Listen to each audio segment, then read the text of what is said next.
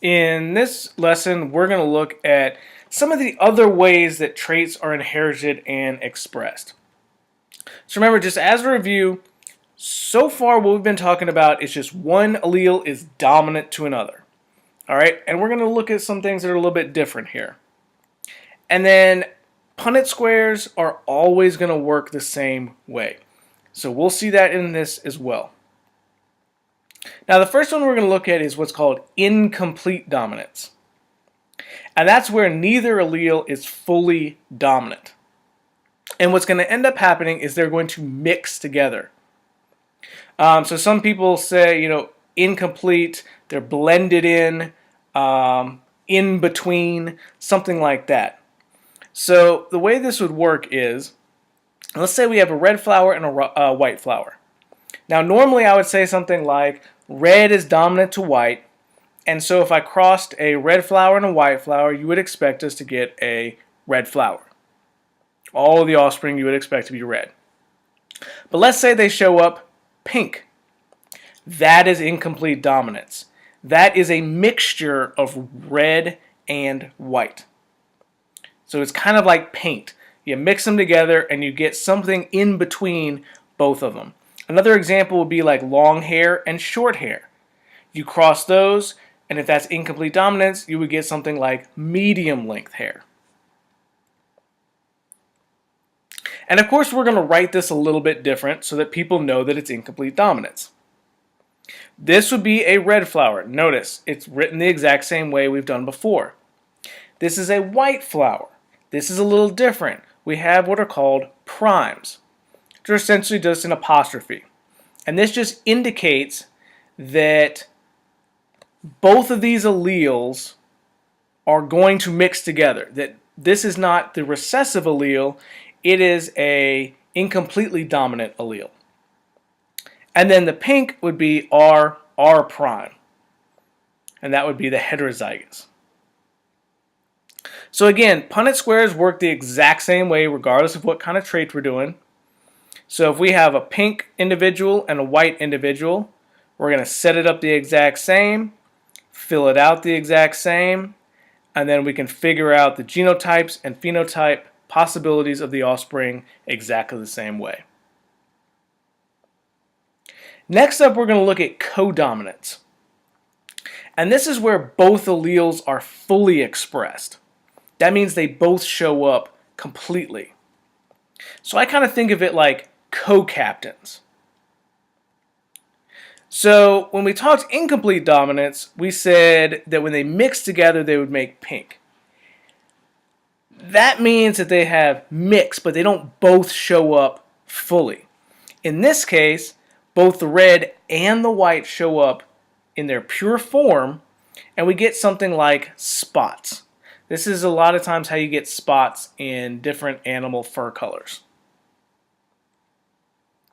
And again, we're going to write this slightly differently. So the red is going to be the same way. The white, notice that we've used an entirely different letter, and we've made them both capital.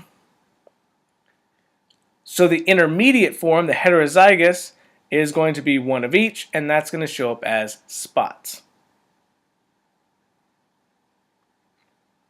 And again, Punnett squares work exactly the same way. I've got a red and a spotted flower. Match them up.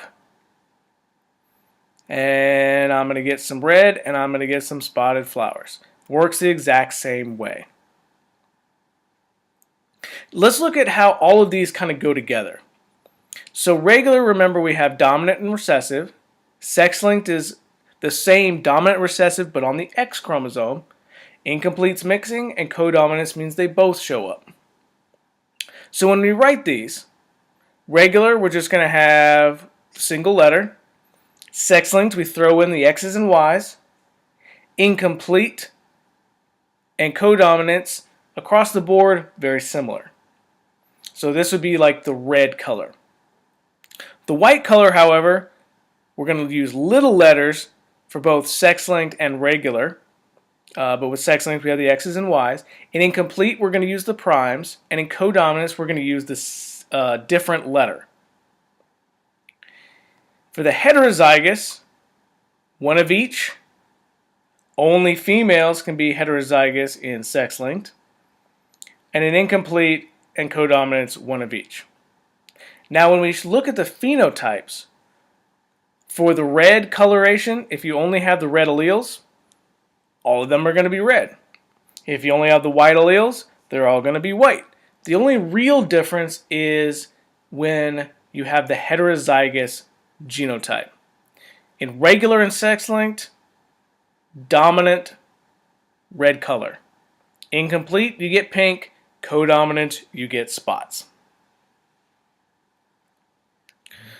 So, multiple alleles, a lot of genes have more than 2 alleles. In fact, most genes have more than 2 alleles.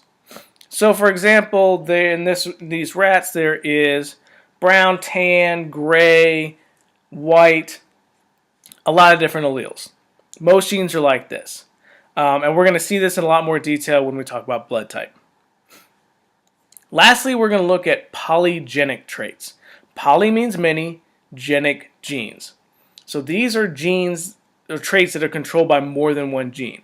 And again, most traits are actually this way.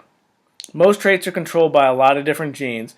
We like to simplify things just to make sure people can understand, but especially things like height, intelligence, skin color, all of those things are traits that are controlled by a lot of different genes. And this has a big effect on them.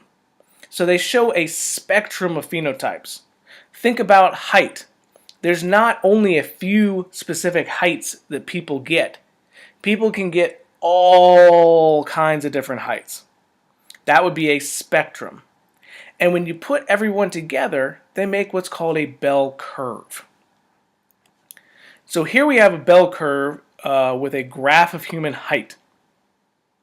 So notice that most individuals fall somewhere in the middle here, but a few individuals are extremely tall and a few individuals are extremely short. And everybody falls somewhere in between those two. And finally, here's just a more real-world example of this, where they put a whole bunch of students together, and notice even with this small sample, it forms somewhat of a bell curve.